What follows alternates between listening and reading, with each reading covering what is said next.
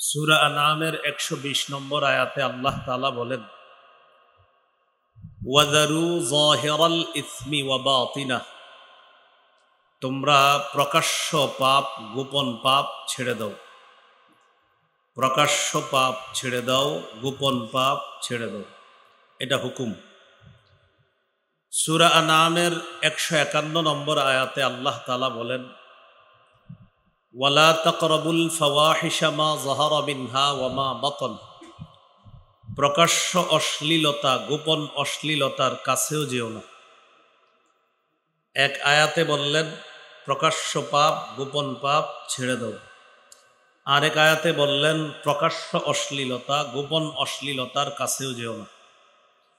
দুই আয়াত মিলাইলে সহজে যেটা বুঝে আসে আমাদের সেটা হলো, এক আয়াত থেকে আমাদের জন্য শিক্ষা হলো নগদ যেই পাপের মধ্যে আমরা ডুবে আছি এই পাপগুলা ছেড়ে দেওয়া, নতুন করে পাপের কাছে না যাওয়া। নগদ পাপগুলা ছেড়ে দেওয়া, নতুন করে পাপের কাছে না যাওয়া। পাপকে আরবিতে ইসমুন বলা হয়, জাম্বুন বলা হয়, মাসিয়া বলা হয়, ফাসাদ বলা হয়, হুবুন বলা হয়। আল্লাহর নাফরমানির ক্ষেত্রে সাধারণত আরবি মাসিয়া ব্যবহার হয় বেশি, বহু বচন মাসি। নাফরমানকে বলা হয় আসি, যে নাফরমানি করে। এই পাপ মৌলিকভাবে দুই প্রকার, তারকুল মা'মুর ওয়া ফি'লুল মাহজুর। সহজে মনে রাখবেন যে পাপ মৌলিকভাবে দুই প্রকার। তারকুল মা'মুর, আল্লাহর আদেশগুলা ছেড়ে দেওয়া পাপ। দুই নাম্বার ফি'লুল মাহজুর, আল্লাহর নিষেধ বিষয়গুলা করা পাপ। তাহলে সহজে মনে রাখার জন্য, আল্লাহর আদেশগুলা ছেড়ে দেওয়া পাপ, আল্লাহর নিষেধগুলা করা পাপ। একটা হলো তারকুল মা'মুর, আল্লাহর আদেশগুলা ছেড়ে দেওয়া, ওয়া ফি'লুল মাহজুর, আল্লাহর নিষেধগুলা করা। এ হলো পাপ মৌলিকভাবে দুই প্রকার। দ্বিতীয় প্রকার যেটা আল্লাহর নিষেধগুলা করা, এটাও পাপ। এই যে আল্লাহর নিষেধ বিষয়গুলা, এগুলা আবার চার প্রকার। আল্লাহর নিষেধ বিষয়গুলা করাও পাপ, এই পাপ আবার চার প্রকার। এক নাম্বার আয-যুনুবুল মালাকিয়া, কিছু পাপ আছে আল্লাহর গুণ বান্দা নিজের মধ্যে আইনা দাবি করা, যেমন রবকে। এখন কোনো মানুষ বলল আমিও রব, নাউজুবিল্লাহ, যেমন ফেরাউন বলেছে, এটা পাপ। অহংকার আল্লাহর চাদর, আল কিবরিয়া ও রিদাই, আল্লাহ বলেন অহংকার এটা আমার চাদর, এটা নিয়ে টানাটানি করবা না। কেউ যদি অহংকার করে তাহলে এটা পাপ। এক নাম্বার আয-যুনুবুল মালাকিয়া, এমন পাপ যেই পাপটা বান্দা করলে হয়ে যায় পাপ, কিন্তু এটা ছিল রবের গুণ, ওই গুণ কোনো বান্দা নিজের দাবি করলে এটা পাপ হয়। যেমন ফেরাউন দাবি করছে সে রব, আবার অহংকারও করেছে। দুই নাম্বার আয-যুনুবুশ শাইতানিয়া, শয়তানি পাপ। সেটা কি? হিংসা করা, এটা শয়তানের কাজ। আসমানে সর্বপ্রথম হিংসা করছে যে, সে হলো শয়তান। এখন কোনো মানুষ যদি হিংসা করে, এই শয়তানের হিংসা করার গুণটা তার মধ্যে চলে আসে, এটা পাপ। তিন নাম্বার আয-যুনুবুস সাবঈয়া, জুলুম করা, নির্যাতন করা, বাড়াবাড়ি করা, এটা পাপ। মাজলুমের উপর জুলুম করা, দুর্বলের উপর অত্যাচার করা, এটা পাপ।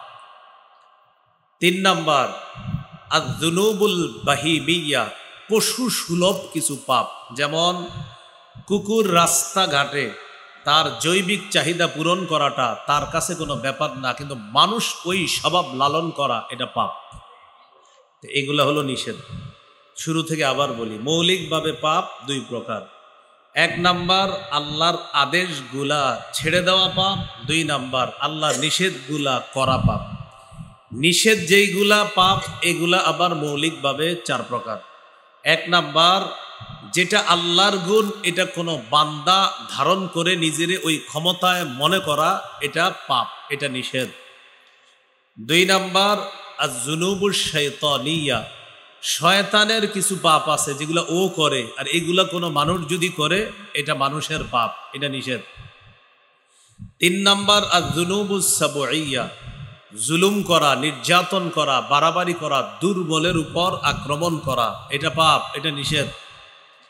4 নাম্বার আয-যুনুবুল বাহিমিয়া, চতুষ্পদ জন্তু যা করে কোনো মানুষও সেই চাহিদা পূরণের চেষ্টা করা, যেমন জৈবিক চাহিদা পূরণ চতুষ্পদ জন্তু যে কোনো সময় যেখানে সেখানে করে, তো কোনো মানুষ এটা ধারণ করা, লালন করা, এটা নিষেধ, এটা পাপ। এই হলো নিষেধ যে পাপ, এগুলা মৌলিকভাবে 4 প্রকার। সবগুলা পাপ মিলাইলে বড় ছোট পাপ হিসাবে পাপ 2 প্রকার, একটা হলো কবিরা আর একটা হলো সগীরা, যেটা আমরা সবাই চিনি। কবিরা গুনাহ, সগীরা গুনাহ, এটা শুনছি না ছোটবেলা থেকে। হ্যাঁ, তাহলে সব পাপগুলা একসাথে মিলাইলে তখন এই পাপের 2টা নাম হতে পারে, একটা বড় পাপ আর একটা ছোট পাপ। আরবিতে বড় পাপকে বলা হয় কবিরা, ছোট পাপকে বলা হয় সগীরা। কবিরা সগীরা বলা হয়, যেমন আল্লাহ তাআলা বলেন ওয়াল্লাযীনা ইয়াজতানিবুনা কাবায়িরাল ইসমি ওয়াল ফাওয়াহিশা, যারা কবিরা গুনাহ থেকে বেঁচে থাকবে, অশ্লীলতা থেকে বেঁচে থাকবে। আয়াত দ্বারা বোঝা যায় যে আল্লাহ বলছে কবিরা থেকে বেঁচে থাকবে যারা, বোঝা যায় বড় থেকে বেঁচে থাকবে, এর মানে ছোট আছে, যেহেতু বলছে বড়। যারা কবিরা গুনাহ থেকে বাঁচবে, এখান থেকে বোঝা যায় যে কবিরা যেহেতু আছে তার মানে মনে হয় সগীরাও আছে। সূরা নিসার 31 নম্বর আয়াতটা শুনলে আরো সহজে বুঝে আসবে। আল্লাহ বলেন ইন তাজতানিবু কাবায়িরা মা তুনহাউনা আন, যদি তোমরা কবিরা গুনাহ থেকে বেঁচে থাকো আমি আল্লাহ খুশি হয়ে নুকাফির আনকুম সাইয়্যাতিকুম, তোমাদের সগীরা গুনাহগুলা মাফ করে দেব। এখান থেকে বোঝা যায় গুনাহ কবিরা হয়, গুনাহ সগীরা হয়। তো সগীরা গুনাহগুলা মাফ করার অনেক নিয়ম আছে, বাকি আশা করা যে এটার কারণে আল্লাহ কবিরাও মাফ করবে। যেমন সহিহ বুখারীর বর্ণনা 6405 নম্বর হাদিস, রাসূলুল্লাহ সাল্লাল্লাহু আলাইহি সাল্লাম বলেন মান ক্বালা সুবহানাল্লাহি ওয়া বিহামদিহি ফিল ইয়াউমি মিআতা মাররা, কেউ যদি দৈনিক 100 বার বলে সুবহানাল্লাহি ওয়া বিহামদিহি, শুধু এতটুকু দৈনিক 100 বার বলে, হুত্তাত খাতায়াহ ওয়া ফি রিওয়ায়া গুফিরাত খাতায়া ওয়া ইন কানাত মিসলা জাবাদিল বাহরি, সমুদ্রের ফেনা পরিমাণ গুনাহ হলেও আল্লাহ তার গুনাহ মাফ করে দিবেন। এগুলার দ্বারা সগীরা গুনাহ মাফ হবে নিশ্চিত। আশা করা যে আল্লাহ চাইলে কবিরাও মাফ করবে, এটা আশা। সগীরা মাফ করবে, কবিরাটা আশা করা। কবিরার মধ্যে আবার কিছু বিষয় আছে, সেটা হলো আপনি বান্দার হক যদি আপনার জিম্মায় থেকে থাকে, এটা আল্লাহ মাফ করবে না, এটা ওই বান্দার কাছ থেকে আপনি মাফ নিতে হবে। এই জন্যই তো গুনাহ থেকে তওবা করার জন্য 4টি শর্ত, মৌলিকভাবে 3টি, সাথে আরেকটা মিলাইবেন 4টি।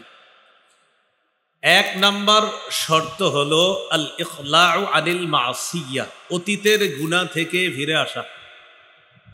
আগে যে গুনাহটা আমি করছি এটা থেকে ফিরে আসা তওবার 1 নাম্বার শর্ত। তওবার 2য় শর্ত হলো গুনাহের উপর অনুতপ্ত হওয়া, আর নাদামু আলাল মাসিয়া, আমি যে গুনাহগুলা অতীতে করেছি অনুতপ্ত হওয়া। এই মুহূর্তে মনে মনে কেউ নিজের গুনাহের কথা স্মরণ করে অনুতপ্ত হয়ে যান, আপনি মুখ দিয়ে বলা লাগবে না, অনুতপ্ত যদি অনুতপ্ত হওয়ার মতো হয় নগদ আল্লাহ আপনাকে মাফ করে দিন। ইবনে মাজার বর্ণনা 4252 নম্বর হাদিস, রাসূলুল্লাহ সাল্লাল্লাহু আলাইহি সাল্লাম বলেন আন নাদামু আত-তাওবা, অনুতপ্ত হওয়াটাই তওবা। সুবহানাল্লাহ। এই জন্য অনেক মানুষ মসজিদে একা বসে রয়েছে, হঠাৎ তার ভিতরে একটা নতুন করে অনুতপ্ত তৈরি হয়, ভিতরে একটা আল্লাহর প্রতি মহব্বত ভালোবাসা তৈরি হয়, আর একটা বুঝ আসে, ছি ছি আমি এতদিন কি করলাম, মুখেও বলে নাই, হাত তুইলাও বলে নাই, শুধু আসছে যেটা আমি কি করলাম, না না কাজটা আমি ঠিক করি নাই। এই যে মনে মনে আসছে, অনুতপ্ত হলেন, আল্লাহ তাআলা এটা যদি হওয়ার মতো হয় আপনার এই অনুতপ্ত হওয়াটাকেই তওবা হিসাবে কবুল করে নিয়েছে। এই জন্য তো আমাদের উলামায়ে কেরাম বলেন প্রতিদিন মুসলমানের উচিত কিছু সময় মোরাকাবা করা। মোরাকাবা, একটু ধ্যান করা, বৈশা বৈশা নিজের গুনাহের কথাগুলো চিন্তা করা। দেখবেন মাঝে মাঝে অটোমেটিক চোখে পানি আসবে, কেউ নাই আশেপাশে, কিন্তু আপনার এই চিন্তায় হঠাৎ চোখে পানি এসে গেছে। দেখবেন যদি এটা মাছের ডানা পরিমাণও হয়, হাদিসে আসছে এটা নাকের ডগায়ও যেতে হবে না, শুধু চোখের কোনায় উকি দিছে, মাছের মাথার মতো একটু উকি মারছে। নবীজি সাল্লাল্লাহু আলাইহি সাল্লাম বলেন, হারামাল্লাহু আলাইহিন নার, আল্লাহ তার উপর জাহান্নাম হারাম করে দিয়েছে। তওবার 4টি শর্ত।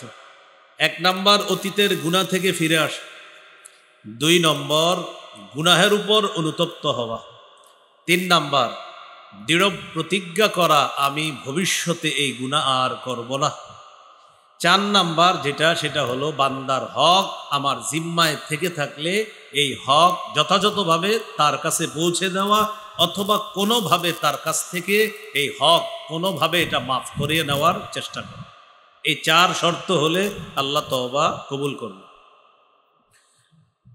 তাহলে মূল আলোচনায় চলে যাই। আল্লাহর 2টি আয়াতে কারিমা তেলাওয়াত করেছি কোরআনের।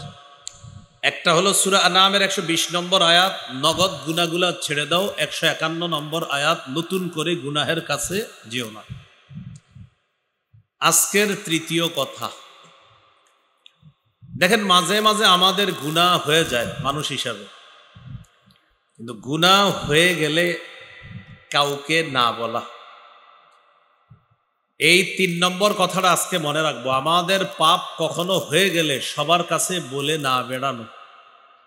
যদি পাপটি আমি বর্জন করতে না পারি, অনেক চেষ্টা করার পরেও এই পাপ আমি ছাড়তে পারতেছি না, সেক্ষেত্রে কোনো আল্লাহওয়ালা বুজুর্গের কাছে ব্যক্তিগতভাবে সেই পাপের কথা উল্লেখ করব।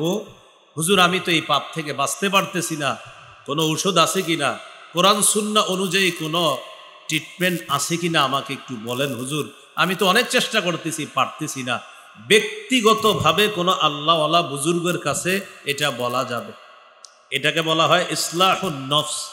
নফসের পরিশুদ্ধ করা, নফসের সংশোধন করার জন্য কোনো আল্লাহওয়ালা বুজুর্গের কাছে পাপের কথা পার্সোনাল ভাবে বলা, তো ব্যাপকভাবে সবার কাছে বলা যাবে না। সহিহ বুখারীর বর্ণনা, রাসূলুল্লাহ সাল্লাল্লাহু আলাইহি সাল্লাম বলেন, কুল্লু উম্মতি মুআফান ইল্লাল মুজাহিরিন, আমার উম্মতের সকলকে আল্লাহ মাফ করে দিবে, শুধু তাদেরকে মাফ করবে না যারা গুনাহ করে প্রকাশ করে।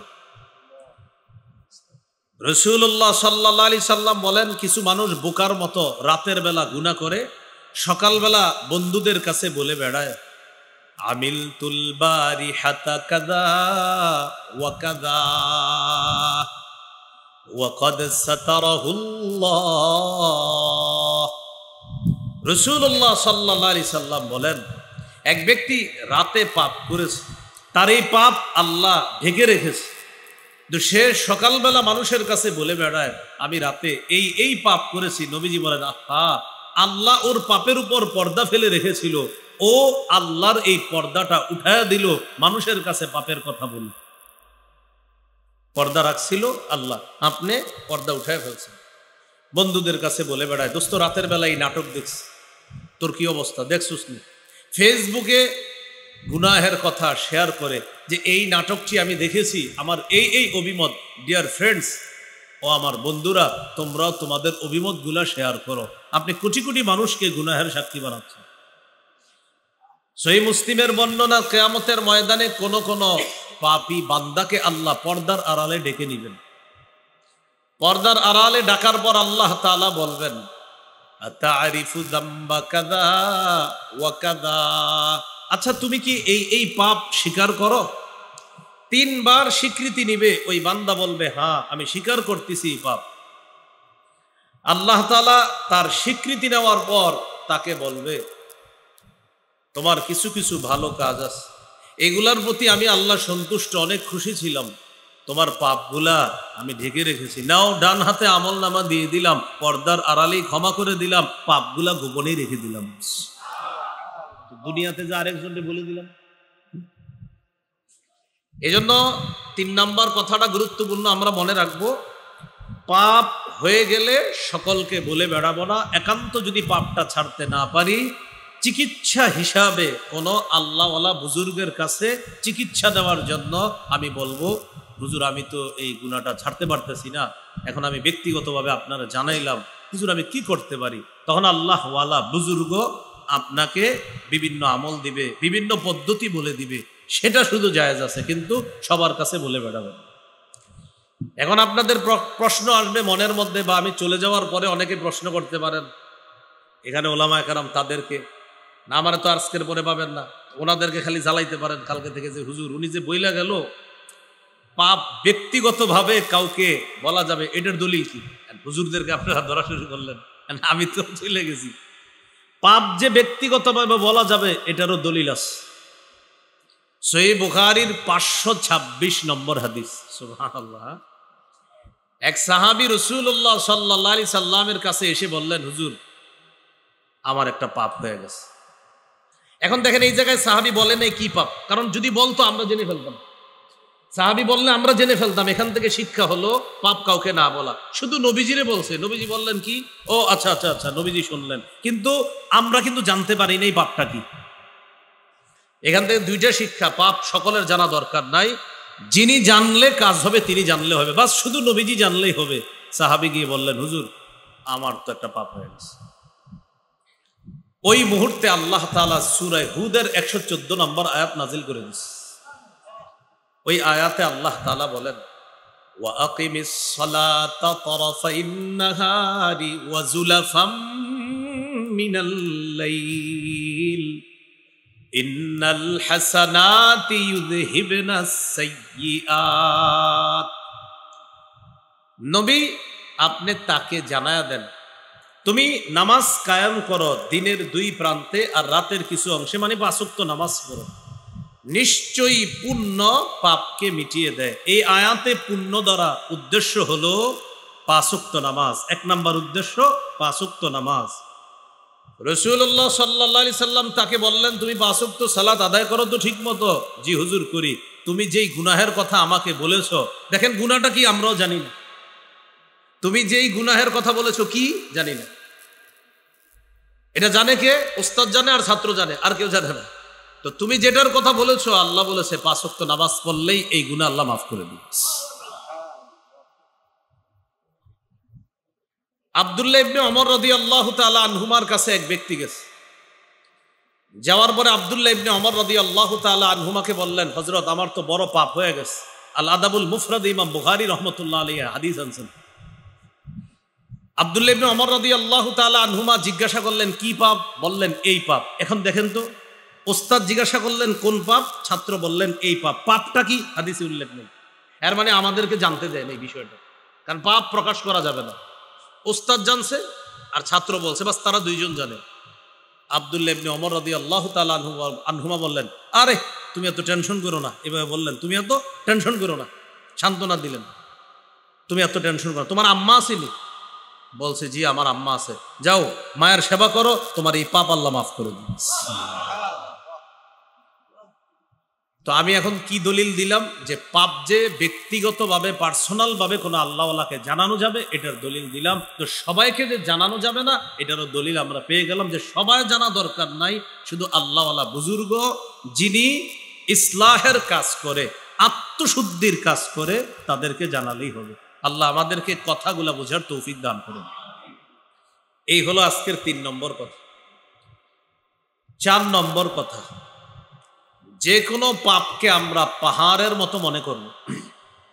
ইমানদারের বৈশিষ্ট্য হলো তিনি যে কোনো পাপকে পাহাড় মনে করবে। পাপাচারের বৈশিষ্ট্য হলো তিনি যে কোনো পাপকে মাছির মতো মনে করে।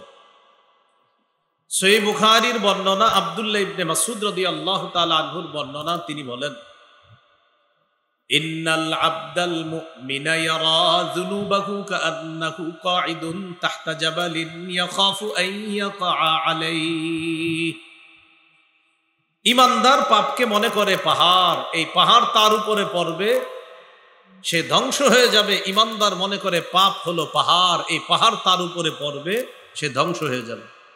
ভাই আজকের পরে যদি কোনো পাপকে আপনার কাছে মনে হয় না না আমি এটা করবো না, ইন্না লিল্লাহ, এটা কোনো কথা, তাহলে বুঝতে হবে আপনার মধ্যে ঈমান আর মুমিনের একটা বৈশিষ্ট্য আছে। যদি পাপ করার সময় আপনি বাধা পাইতেছেন, ইন্না লিল্লাহ, না না আমি এটা করবো না, আপনার মধ্যে বাধা কাজ করতেছে, তো হাদিসে আসছে ইমানদার পাপকে মনে করবে পাহাড়। আজকের পরে এই বৈশিষ্ট্যটা গ্রহণ করার চেষ্টা করেন যে আমি যে কোনো পাপকে মনে করব পাহাড়। আমি ঢাকা থেকে ট্রেনে আসলাম বিবারিয়া, ট্রেনে আসলাম ভৈরব, এখানে এসে আমি নামলাম। আমি চাইলে টিকিট না কেটে টাকাটা মেরে দিয়ে সফর করতে পারি, হয়তো অনেকে করেছিল এমন। যদি করে থাকেন তাহলে একটা হিসাব মিলান যে আমার জীবনে সম্ভবত আমি 20 বার 21 বার 22 বার এমন করেছি। আপনি 22টা টিকিট কাটবেন, কেটে ছিঁড়ে ফেলে দিবেন, বাস কেটে ছিঁড়ে ফেলে দেন। কারণ এটা আপনার কাছে পাওনা, এটা রাষ্ট্র পাওনা আপনার কাছে, এটা দিয়ে দিন। না হয় কিন্তু আল্লাহর কাছে আপনি জবাবদিহিতা করতে হবে, আপনি এখানে বান্দার হক নষ্ট করছেন। আল্লাহ আমাদেরকে বুঝার তৌফিক দান করেন। তো এই যে আপনি ট্রেনে সফর করলেন, মনে করেন ভৈরব থেকে ট্রেনে উঠলেন, আপনি গিয়ে কমলাপুর নামবেন। সেখানে নামার পর আপনি চাইলেই পারতেছেন টাকা ছাড়া কোনোভাবে বেঁচে যাইতে, কোনো কারণে টিকিট কাটা হয় নাই, আর টিটি থেকেও কোনো কারণে আপনি বেঁচে গেছেন। সেক্ষেত্রে আপনি নেমে কমলাপুর থেকে এই যেই পরিমাণ ভাড়া, আপনি তো জানেন ভৈরব থেকে টিকিটের দাম কত, ওরকম একটা টিকিট কিনবেন, কেনার পর বাস সেটা ছিঁড়ে ফেলে দিবেন, অর্থাৎ আপনি বিল পরিশোধ করছেন। প্রিয় ভাইয়ারা, মনে থাকবেনি? আশা করি এরকম হয়নি, কারণ আমি বললাম ট্রেন মাত্রিক এলাকায় এরকম হওয়াটা স্বাভাবিক। তো বলছিলাম পাপকে মনে করা পাহাড়ের মতো। ওয়াইন্নাল ফাজিরা ইয়ারা যুনুবাহু কাযুবাবিন মাররা আলা আনফিহি। পাপাচার গুনাহকে মনে করে মাছি, মাছি নাকের ডগার সামনে দিয়ে যায় আবার চলে আসে এমন। যেমন এক ব্যক্তি টিকিট কাটে নাই বা ভাড়া দেয় নাই ট্রেনের, আপনি বলেন ভাড়া দিলাম না, তোর বেড়া এরকম কত ভাড়া ছাড়া আইলাম গেলাম, মানে তার কাছে এই যাওয়া আসাটা মাছি, এটা কোনো ব্যাপার না। আরেকটা উদাহরণ, এই এলাকার এক ব্যক্তি গত 20 বছর মাশাল্লাহ তার একক নামাজও কাজা হয়নি। আল্লাহ এই জাতীয় মুমিন হওয়ার তৌফিক দান করেন। 20 বছর না, বরং মৃত্যু পর্যন্ত যেন নামাজ কাজা না হয়। হঠাৎ এই ব্যক্তির একদিন একক নামাজ কোনো কারণে কাজা হয়ে গেছে, সারাদিন পেরেশান লোকটা। তো ওনারে এই এলাকার সবাই ভালো জানে, ছোট বড় সবাই দেখে তার মনটা খারাপ। উনি সাধারণত এরকম মন খারাপ করে কখনো থাকতেন না। আজকে ওনার মন খারাপ দেখে মনে হচ্ছে উনি বিরাট কিছু হারিয়ে ফেলছে, মনে হয় 10, 12, 15 কোটি টাকা মনে হয় লস খাইছে, এরকম মনে হচ্ছে। মাওলানা জিজ্ঞাসা করে, আসসালামু আলাইকুম, কি অবস্থা আপনার, মনটা খারাপ কেন ভাইজান? বলে না। মুফতি সাহেব জিজ্ঞাসা করে, কি অবস্থা? বলে না। মসজিদের ইমাম সাহেব বলে, ভাইজান আপনার তো এত মন খারাপ দেখি না, আজকে এত মন খারাপ কেন? সর্বশেষ এশার নামাজের পর ইমাম সাহেব রোমে ডাইকা নিয়েছে যে লোকটা এত ভালো মানুষ, সবসময় মসজিদে নামাজ পড়ে, দেখি কি হয়েছে। ডেকে বলে, একটু বলেন কি হয়েছে। চোখের পানি ছেড়ে দিয়ে বলে, হুজুর গত 20 বছর আমার একক নামাজ কাজা হয় নাই, আজকে একক নামাজ আমি কাজা পড়ে ফেলেছি, কিন্তু আজকে প্রথম 20 বছর একক নামাজ কাজা হয়েছে। তার পেরেশানি দেখে মনে হচ্ছে যে পুরা দুনিয়াটা যদি তারে মালিকানা দেওয়া হইতো আর দুনিয়া হারিয়ে ফেললে তার এত কষ্ট লাগতো না, একক নামাজ কাজা হওয়াতে তার যে পরিমাণ কষ্ট লাগতেছে। এটা হলো মুমিনের বৈশিষ্ট্য। পাপাচারের বৈশিষ্ট্য, নামাজ পড়ে না, বলবেন নামাজ পড়লাম না, পড়ি নাই, কালকে পড়ব। কালকেও বললেন পড়ো নাই, পড়ি নেই। ভাই জোহরটা পড়ো, এখন যান তো, আসরে যাবো, যান, আরে যান মাগরিবে আসুন। এইভাবে 7 দিন তারা নামাজের দাওয়াত দিচ্ছেন, একক নামাজও পড়েন। সর্বশেষ বৃহস্পতিবারে এসার পরে বললেন, ভাই 1 সপ্তাহ আপনারে বললাম পড়েন নাই, আগামীকাল জুমার নামাজটা পড়বেন নি। আর এত ব্যাটার করেন না তো, আচ্ছা যান কালকে জুমায় যাবো। এই কথা বলার পরে আগামীকাল জুমায়ও আসেন। তো তারে আপনি জিজ্ঞাসা করলেন, আপনি জুমার নামাজটাও বললেন না, তখন সে বলে, পড়ি নেই তো কি হয়েছে, আগামী জুমা পড়বো। অর্থাৎ এই যে 7 দিন সে নামাজ পড়ে না, এটা তার কাছে কিছু মনে হয় না। সে যে আজকে জুমাটা পড়ে নাই, এটা তার কাছে কিছু মনে হয় নাই। বললাম আগামী জুমা পড়বো, হয়েছে, পড়ি নেই তো কি হয়েছে, পরের জুমা পড়বো, এরকম তার মনে হয়। তো এটা হলো কি, ওই যে আপনার পাপাচার গুনাহকে মনে করে মাছি, এটা কোনো ব্যাপার না, এটা হতেই পারে, এরকম মনে করে। নাউজুবিল্লাহ পড়ি সব। আপনি একটা হোটেলে খাবার খেয়েছেন, বিল আসছে আপনার 60, 70, 80, 100, 150 টাকা বিল আসছে।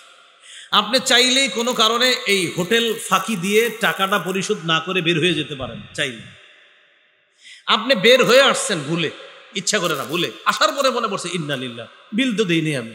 তাড়াতাড়ি আবার হোটেলে গেছেন, গিয়ে 140 টাকা ফেরত দিয়ে আসছেন, বিল পরিশোধ করছেন। কেন দিয়েছেন জানেন? আপনার মধ্যে ইমানের শক্তি আছে।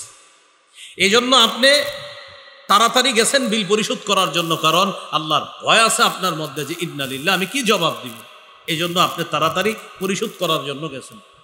আপনি একটা বাসে প্রতিনিয়ত সফর করেন, ওই বাসে কোনো কারণে একদিন ভাড়া দেন নাই, আপনার এত পেরেশানি লাগতেছে, প্রত্যেক দিন স্টেশনে খাড়ায় থাকেন যে ওই বাস কখন আসবে আর আমি টাকাটা ফেরত দিব। এটা হলো আপনার ইমানের পরিচয়, ইমানের শক্তি আছে আপনার। কথাটা কি বুঝে আসছে? কারণ আপনার কাছে 5 টাকার চা, এই বিলটা পরিশোধ না করা, এটা পাহাড়, যে ইন্না লিল্লাহ আমি এটা কি করলাম। আর পাপাচার যে 500 টাকাও যদি পরিশোধ না করে, ব্যাপার না, করিনি তো কি হয়েছে, এরকম। আল্লাহ আমাদেরকে হেফাজত করেন।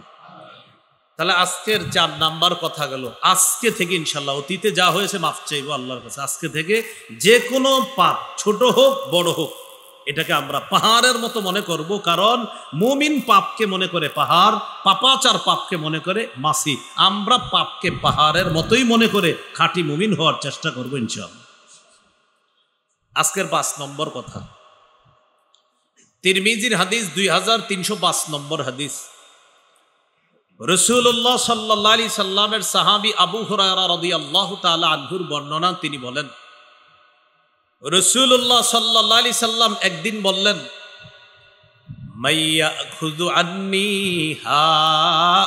হাউলাইল কালিমাত ফায়া'মালু বিহিন্না আও ইউ'আল্লিমু মান ইয়া'মালু বিহিন্না। রাসূলুল্লাহ সাল্লাল্লাহু আলাইহি ওয়াসাল্লাম বললেন, কে আছো, আমি এখন কিছু কথা বলবো, এই কথাগুলা গ্রহণ করবা, করার পর নিজে আমল করবা, আর এই কথাগুলো অন্যদেরকে শিখিয়ে দিবা, তারাও যেন আমল করে। এমন কেউ আছো? সাহাবী আবু হুরায়রা রাদিয়াল্লাহু তাআলা আনহু বললেন, হুজুর আমি আছি। সুবহানাল্লাহ। কোন সাহাবী? আবু হুরায়রা রাদিয়াল্লাহু। নবীজির এক আজীব ছাত্রের নাম আবু হুরায়রা রাদিয়াল্লাহু তাআলা। 3 বছর মাত্র নবীজির ক্লাসে পাইছে, 3 বছর নবীজির ছাত্র ছিলেন, 3 বছর। তো আল্লাহ তাআলা এত কবুল করছে, 5000-এর বেশি হাদিস আল্লাহ তাআলা তার মুখ থেকে বের করেছে। সুবহানাল্লাহ। এই সাহাবীর নাম আবু হুরায়রা রাদিয়াল্লাহু তাআলা। ওই যুগেই সহিহ মুসলিমের বর্ণনা, ওই যুগেই সাহাবায়ে কেরাম জিজ্ঞাসা করছে, আবু হুরায়রা, আচ্ছা তুমি এত হাদিস বলো কিভাবে? আমরা তো বলি না, তুমি বলো কিভাবে? ওই যুগেই জিজ্ঞাসা করছে সাহাবীরা। আবু হুরায়রা রাদিয়াল্লাহু তাআলা আনহু বললেন, আলা মিলই বাতনি, আমি পেটে ভাতে নবীর দরবারে পড়ে থাকতাম। তোমরা কেউ কৃষি কাজে যাইতা, কেউ ব্যবসায় যাইতা, আর আমি পেটে ভাতে রাসূল সাল্লাল্লাহু আলাইহি সাল্লামের সাথে লেগে থাকতাম। নবীজি খাইলে আমি খাইতাম, নবী না খাইলে আমি খাইতাম না, কিন্তু ক্লাস মিস করতাম না। এই জন্য রাসূল সাল্লাল্লাহু আলাইহি সাল্লামের ওঠা বসা, খাওয়া, চলা, বলা আমার মিস হয় নাই 3 বছরে।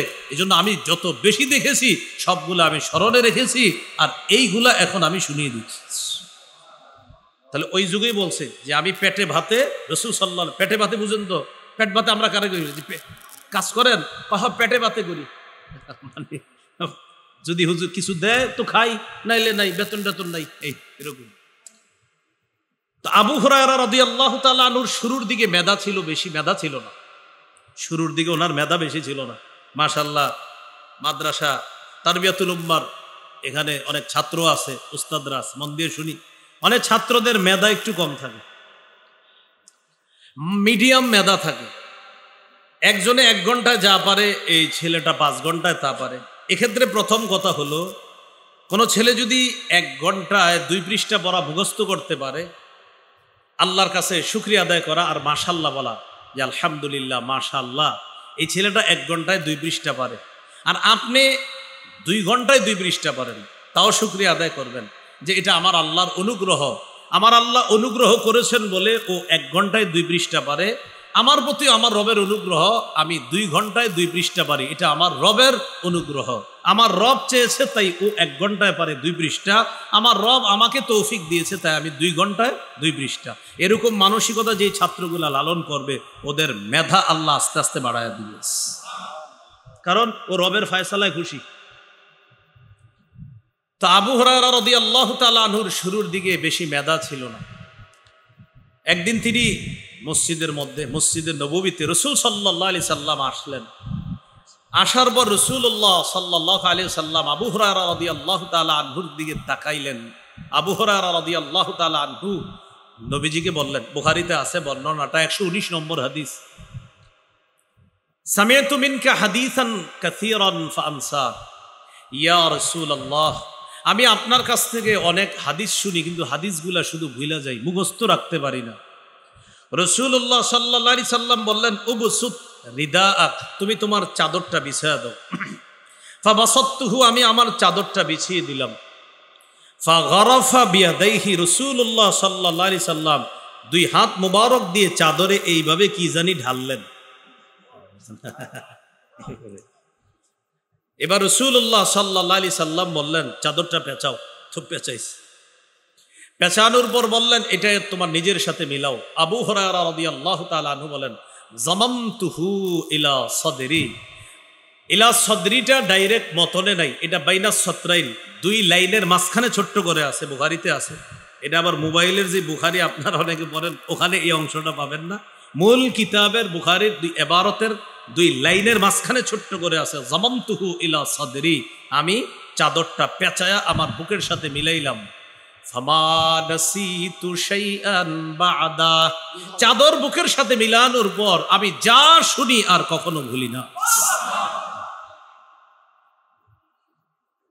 তো এই আবু হুরায়রা রাদিয়াল্লাহু তাআলা আনহু, ওই যে নবী ঘোষণা করলেন, কে আসো আমার কথা শুনবা, নিজে আমল করবা, অন্যকে শিখাবা, তারাও যেন আমল করে, তিনি বললেন, হুজুর আমি আছি। ফাআখাযা বিয়াদি, আবু হুরায়রা রাদিয়াল্লাহু তাআলা আনহু বলেন, নবীজি আমার হাত ধরলেন, ধরার পর আদ্দা খামসা, গনে গনে আমাকে 5টি জিনিস শিখাইয়া দিলেন। 1 নাম্বার, ইত্তাকিল মাহারিমা তাকুন আ'বাদান নাস। আমাকে বললেন, আবু হুরায়রা তুমি হারাম থেকে বাঁচো, মানুষের মধ্যে সর্বশ্রেষ্ঠ আবেদ হয়ে যাবা। হারাম দ্বারা উদ্দেশ্য, হারাম বলা যাবে না, হারাম করা যাবে না, হারাম খাদ্য গ্রহণ করা যাবে না। আবু হুরায়রা তুমি হারাম থেকে বাঁচো। দেখেন এখানে আমরা যারা আছি, আমি যদি বলি আগামী একদিনে বা 24 ঘন্টায় কারা কারা 100 রাকাত নফল নামাজ পড়তে পারবেন, একটা করে বাইক উপহার দেওয়া হবে, আমরা সবাই হাত তুলবো, আমি সহ হাত তুলবো, আমিও বলবো আমিও পড়বো। একটা বাইক পাইলে খারাপ কি? হাত তুলবো। যারা বাইক চালাইতে পারি না তারাও হাত তুলবো। হাত তুলবো কেন? যে বাইক চালাইতে পারি না তো কি হয়েছে, পুরস্কারটা পাইয়া বিক্রি করে নেব। কেন? যে একদিনে 24 ঘন্টায় 100 রাকাত নফল নামাজ, হুজুর এটা কোনো ব্যাপার না। পাশাপাশি আমি ঘোষণা করলাম আগামী 24 ঘন্টায় একটা গুনাহ করবেন না, এরকম কারা কারা আছেন? হাত উঠতে গিয়ে ওঠে না। কেন ওঠে না? উঠতে যাওয়ার সময় মনে পড়ছে, আমি যে সুদের কারবার করি এটার কি হবে?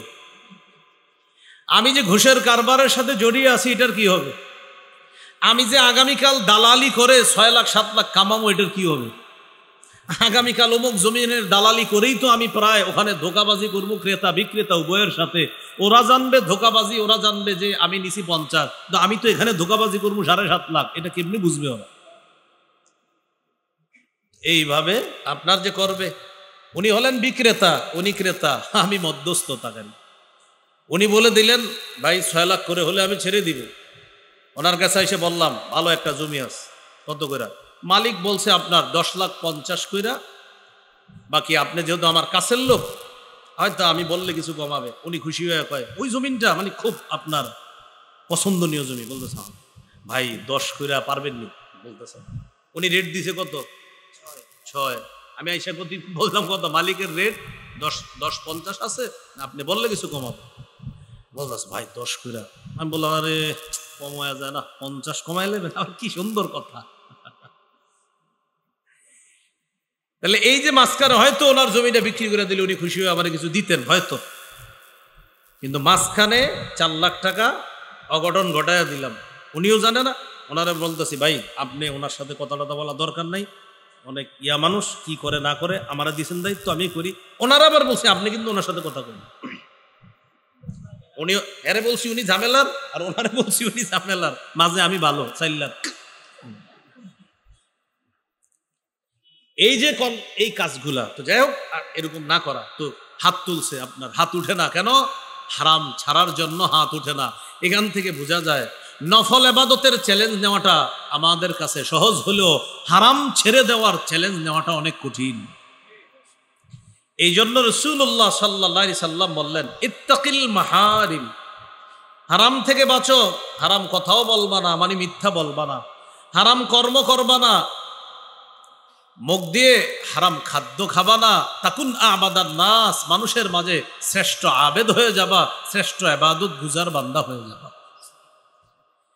অনেক সময় আমরা দোয়া করি, আল্লাহ দোয়া কবুল করেন, দোয়া কবুল করেন, দোয়া কবুল হচ্ছে না। তিরমিজির বর্ণনা, রাসূলুল্লাহ সাল্লাল্লাহু আলাইহি সাল্লাম বলেন, এক মুসাফির সফরে গিয়েছে, যাওয়ার পর দোয়া করতেছে, আল্লাহ এটা দেন ওটা দেন। নবীজি বলেন দোয়া কবুল হচ্ছে না। অথচ হাদিসের মধ্যে আছে 3 ব্যক্তির দোয়া ফিরিয়ে দেওয়া হয় না। এর মধ্যে একটা হলো দাওয়াতুল মুসাফির, মুসাফির দোয়া করলে তার দোয়া ফিরিয়ে দেওয়া হয় না, কবুল করা হয়। তাহলে সেই হিসাবে আমি মুসাফির দোয়া করতেছি, আল্লাহ কবুল করেন, তো কবুল হচ্ছে না। রাসূলুল্লাহ সাল্লাল্লাহু আলাইহি সাল্লাম বলেন, ওয়া মাতআমুহু হারাম ওয়া মাশরাবুহু হারাম ওয়া মালবাসুহু হারাম ওয়া গুযিয়া বিল হারাম। রাসূলুল্লাহ সাল্লাল্লাহু আলাইহি সাল্লাম বলেন, মুসাফির সফরে দোয়া করতেছে ঠিক, কিন্তু জানো তোমরা ওর খাদ্য হারাম, ওর পানি হারাম, ওর পোশাক হারাম, ওর শরীরটা হারামে লালিত পালিত হয়েছে। ফায়ান্না ইউস্তাজাবু লিযালিক, ও আমার উম্মত বলো ওর দোয়া কবুল হবে কিভাবে? যার খাদ্য হারাম, যার পানি হারাম, যার পোশাক হারাম, যার শরীরটা হারামে লালিত পালিত হয়, তার দোয়া কবুল হবে কিভাবে? এখান থেকে বোঝা যায় ইবাদত কবুলের পূর্ব শর্ত হালাল খাদ্য। সুবহানাল্লাহ। ইবাদত কবুলের পূর্ব শর্ত কি? এখন আবার আপনাদের মনে মনে আসবে যে হুজুর দোয়া কি ইবাদত নাকি? হ্যাঁ, দোয়াও ইবাদত। সুবহানাল্লাহ। দোয়াও কি ইবাদত? হ্যাঁ, দোয়া ইবাদত। আবু দাউদের হাদিস 1479 নম্বর হাদিসে আছে, রাসূলুল্লাহ সাল্লাল্লাহু আলাইহি সাল্লাম বলেন, আদ-দুআউ হুয়াল ইবাদাহ, দোয়া করাটাও ইবাদত। তো এই দোয়া নামক ইবাদতটা কবুলের পূর্ব শর্ত হালাল খাওয়া, হালাল খাদ্য গ্রহণ করা। কোরআনে আল্লাহ তাআলা রাসূলদেরকে বলেছেন, ইয়া আইয়ুহার রাসূলু কুলু মিনাত তাইয়্যিবাত ওয়া'মালু সালিহা। হে রাসূলগণ, কুলু মিনাত তাইয়্যিবাত, হালাল খাদ্য গ্রহণ করেন, ওয়া'মালু সালিহা, এরপর নেক আমল করেন। আয়াত থেকে স্পষ্ট বোঝা যায় নেক আমলের পূর্ব শর্ত হালাল খাদ্য গ্রহণ করা। আল্লাহ আমাদেরকে বুঝার তৌফিক দান করুন।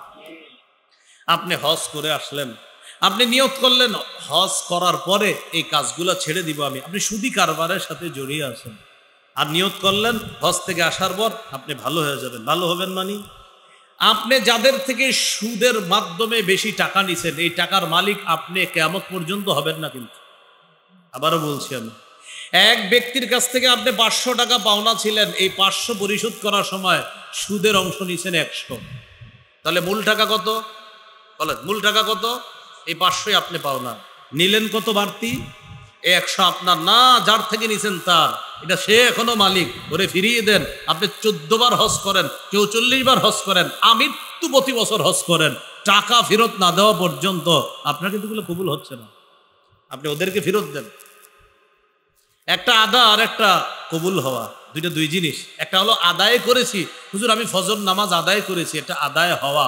তো ফজর নামাজের যে একটা সোয়াব আছে, এই সোয়াব পাওয়ার একটা শর্ত আছে, হালাল খাদ্য গ্রহণ করা। ফজর পড়েছেন, জিম্মাদারি আদায় হয়ে গিয়েছে, যে হয়তো কাজা করা লাগবে না আর, কিন্তু এটা কবুল করবে আল্লাহ, এরপর সোয়াব দিবে, এটা হচ্ছে না।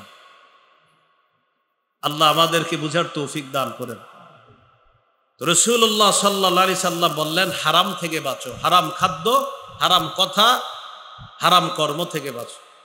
আমাদেরকে নবীজি বলতেছেন হারাম থেকে বাঁচার জন্য। আর আমাদের দেশে ইসলাম সম্পর্কে অজ্ঞ একদল নারী মাননীয় প্রধান উপদেষ্টার কাছে কমিশন জমা দেয় হারামকে রাষ্ট্রীয়ভাবে বৈধতা দেওয়ার জন্য। হুজুররা এত বুঝাইতেছে হারাম খায়েন না ভাই, নবীজি বলছে, আর এদিক দিয়ে আরেকজন কয় হারামের বৈধতা দিয়ে দেন। নাউজুবিল্লাহ। সূরা ইউনূসের 15 নম্বর আয়াতে আল্লাহ বলেন, ওয়াইযা তুতলা আলাইহিম আয়াতুনা বায়্যিনাতিন ক্বালাল্লাযীনা লা ইয়ারজুনা লিকাআনা ক্বালাল্লাযীনা লা ইয়ারজুনা লিকাআনা আতি বিকুরআনিন গায়রি হাযা আও বাদদিল। 11 পারা 9 নম্বর পৃষ্ঠা, সূরা ইউনুস 15 নম্বর আয়াত। আল্লাহ তাআলা বলেন, কাফেরদের সামনে যখন কোরআনের আয়াত তেলাওয়াত করা হতো তখন কাফেররা রাসূলুল্লাহ সাল্লাল্লাহু আলাইহি সাল্লামকে বলতো, মুহাম্মদ তুমি এই কোরআন ছাড়া আরেকটা কোরআন নিয়ে আসো, নাউজুবিল্লাহ, আও বাদদিলহু, অথবা তুমি কোরআনের এই বিধান পরিবর্তন করে আমাদের মন মতো কিছু বিধান দাও। খুব বুঝেন, বলেন তো কোরআনের বিধানের পরিবর্তন চাওয়া স্বভাবটা কাদের? কাফেরদের। কোরআনের বিধান পরিবর্তন, এই পরিবর্তন চাওয়া স্বভাবটা কাদের? আমাদের নবী যদি কিছু বলতেন, কোরআনের আয়াত তেলাওয়াত করতেন, ভাই এই আয়াতে আল্লাহ এই বিধান দিছে, কাফেররা বলতো, মুহাম্মদ তুমি এই কোরআন ছাড়া আরেকটা কোরআন আনো তো, অথবা এই যে বিধানের কথা বলছো এগুলোর পরিবর্তে আরেকটা বলো যেগুলো আমগো পছন্দনীয়। তাহলে এখান থেকে একটু শিখি, বলেন তো কোরআনের বিধান পরিবর্তন চাওয়া স্বভাবটা কাদের? এখন কাফেরদের কোনো স্বভাব সংখ্যাগরিষ্ঠ মুসলমানদের উপর চাপিয়ে দেওয়া, এই সমস্যাটা শুধু আলেমদের।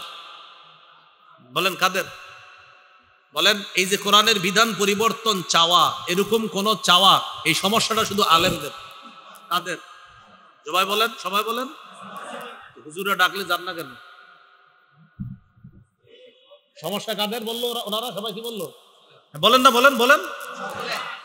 কোরআনের বিধান পরিবর্তন যদি হয়ে যায়, কোরআন শুধু আলেমদের। কাদের? এখন দেখেন, আপনারা না বুঝার কারণে অনেক সময় বলেন হুজুর কি আর খায়া দেয় কাম নাই।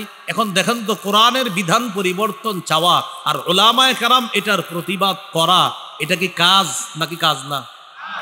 তো এই কাজটা কি শুধু আলেমদের? কার? কেন? কোরআনের বিধান আমরা সব মুসলমানের এই কোরআন, অতএব এই বিধানের উপর যদি কেউ হাত দেয় আমরা মুসলমান এটা মানব না, মেনে নিতে পারি না। এই জাতীয় আইন আমাদের দেশে বাস্তবায়ন হতে আমরা দিব না। এই ঠিক এখানে না বাহিরেও? আল্লাহ বুঝার তৌফিক দান করে না। কাফেরদের সামনে যখন তেলাওয়াত করা হতো, কাফেররা বলতো, মুহাম্মদ এই কোরআন ছাড়া আরেকটা কোরআন আনো, কোরআনের বিধানটা পরিবর্তন করে আমাদের মনমতো বিধান দাও। নারী বিষয়ক সংস্কার কমিশনে একটা মনমতো বিধান চাইলো কি? উত্তরাধিকার সম্পত্তিতে আল্লাহ তাআলার বিধান হলো 2 জন নারী যা পাবে 2 নারীর অংশের সমান পাবে একজন পুরুষ। বিধানটা কার? এখন কেউ যদি এরকম বিধান চায় যে উত্তরাধিকার সম্পত্তিতে নারী পুরুষ সমান অধিকার, তাহলে আল্লাহর বিধানের পরিবর্তন চাওয়া স্বভাবটা জানি কাদের? মাশাআল্লাহ।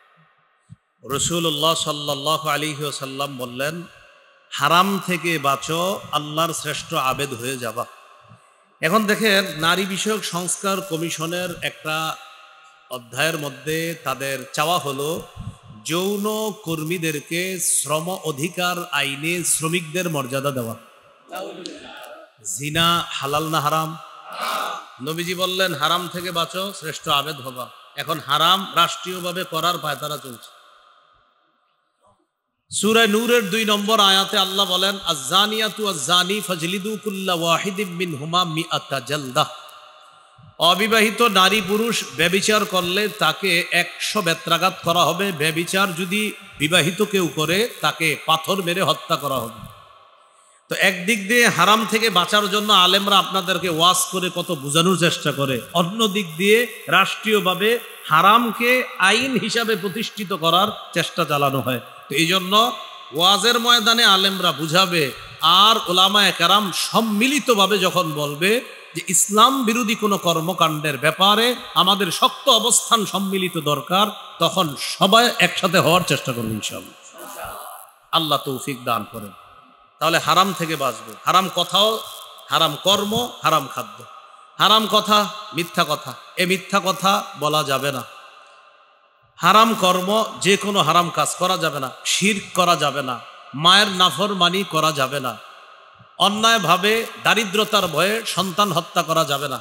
সূরা আনামের 151-152 নম্বর আয়াতে আছে, শিরিক করা হারাম। মায়ের সাথে বাবার সাথে নাফরমানি করা হারাম।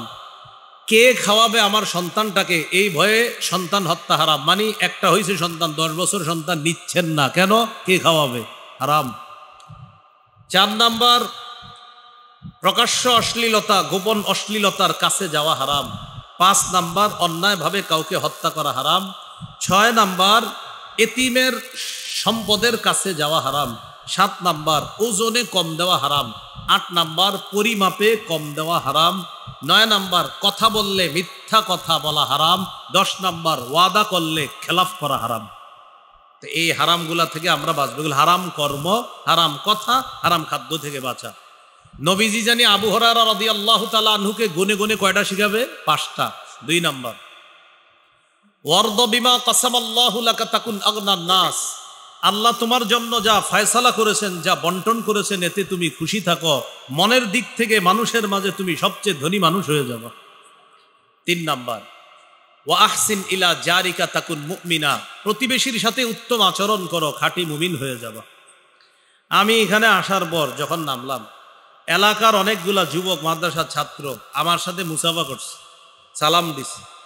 এমনও যুবকরা আমারে সালাম দিছে হয়তো তারা গত 5 বছর তার প্রতিবেশীরই সালাম দেয়নি। হুজুর আসসালামু আলাইকুম, আপনার উপর সব শান্তি বর্ষিত হোক, আমার প্রতিবেশীর উপর না হোক। নাকি প্রতিবেশীরে কেন সালাম দেয় না?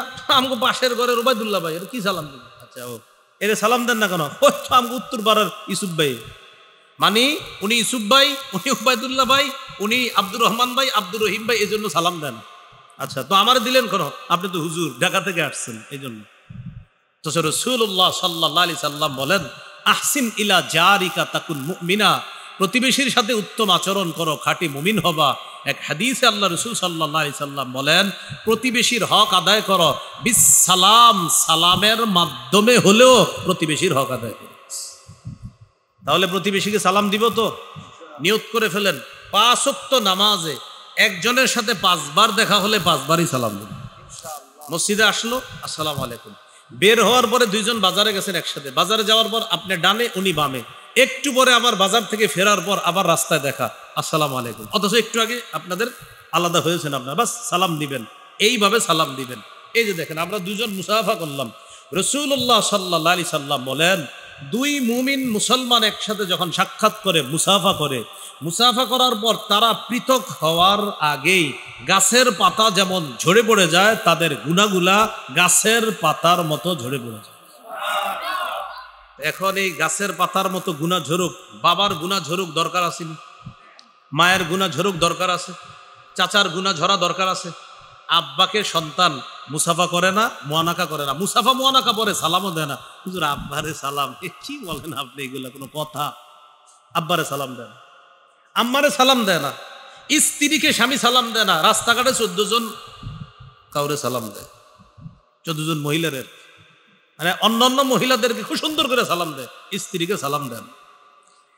তাহলে প্রিয় ভাইয়ারা, প্রতিবেশীর হক আদায় করা 3 নাম্বার। 4 নাম্বার ওয়া আহিব্বা লিন-নাস মা তুহিব্বু লিনাফসিক, নিজের জন্য যা পছন্দ করো অপরের জন্য তা পছন্দ করবা, তাকুন মুসলিমা, খাঁটি মুসলিম হয়ে যাবা।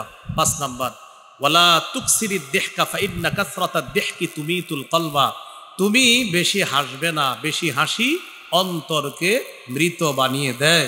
এই কাজগুলো রাসূল সাল্লাল্লাহু আলাইহি সাল্লাম আবু হুরায়রা রাদিয়াল্লাহু তাআলা আনহুকে বলে দিলেন। তাহলে হারাম কাজ করা যাবে না, প্রতিবেশীকে কষ্ট দেওয়া যাবে না, কোনো মানুষের জন্য অপছন্দনীয় কোনো বিষয় আমি পছন্দ করব না, বরং আমি যা পছন্দ করি মুসলমানের জন্য, মুমিনের জন্য সেটাই পছন্দ করব। বেশি হাসবো না, বেশি হাসলে অন্তর মৃত হয়ে যাবে। তো এখানে আমাদের আজকের মূল আলোচনার 5 নাম্বার আলোচনা, হারাম থেকে বাঁচলে আল্লাহর শ্রেষ্ঠ আবেদ হওয়া যায়। এখান থেকে আমরা সুন্দরভাবে কথাটা শিখব, আল্লাহর ওলি হওয়ার শ্রেষ্ঠ উপায় হারাম থেকে বাঁচা। বলেন, কি বললাম? আল্লাহর ওলি হওয়ার শ্রেষ্ঠ উপায়। হাসান বসরি রহমাতুল্লাহ আলাইহি বলছো, মা আবাদাল আবিদুনা বিশাইইন আফযালা মিন তারকি মা নাহাহুমুল্লাহু আন, একজন আল্লাহর ওলির জীবনের শ্রেষ্ঠ ইবাদত হলো গুনাহ না করা। সুবহানাল্লাহ, আল্লাহর ওলির জীবনের শ্রেষ্ঠ ইবাদত গুনাহ না করা। হুজুর ওমকে তাহাজ্জুদ ছাড়ে না, ওমকে আওয়াবিন ঈশা কিচ্ছু ছাড়ে না, কিছু নাফরমানিও করে। ও আচ্ছা, হুজুর ওমকে 5 ওয়াক্ত নামাজ পড়ে, সুন্নতগুলা পড়ে, সুযোগ পাইলে তাহাজ্জুদ পড়ে, সুযোগ পাইলে নফল পড়ে, তবে সে কোনো নাফরমানি করে না। নবীজি বলেন সেই তো খাঁটি আবেদ। সুবহানাল্লাহ, কারণ সে নাফরমানি করে না। তাহলে আল্লাহর ওলি হওয়ার শ্রেষ্ঠ উপায় হলো গুনাহ ছেড়ে দেওয়া, গুনাহ না করা আল্লাহর ওলি হওয়ার উপায়। আজকের 5টা কথা আমি সংক্ষেপে আবার বলি। 1 নাম্বার কথা, আল্লাহর হুকুম, নগদ পাপগুলা ছেড়ে দাও। 2 নাম্বার নিষেধ, শোনো নতুন করে পাপের কাছে যেও না। এই 2টাকে কেন্দ্র করে আমি বলেছিলাম পাপ মৌলিকভাবে 2 প্রকার, আল্লাহর আদেশগুলা ছেড়ে দেওয়া পাপ, আল্লাহর নিষেধগুলা করা পাপ। আল্লাহর যে নিষেধাজ্ঞা বিষয়গুলা এগুলা মৌলিক আবার 4 প্রকার।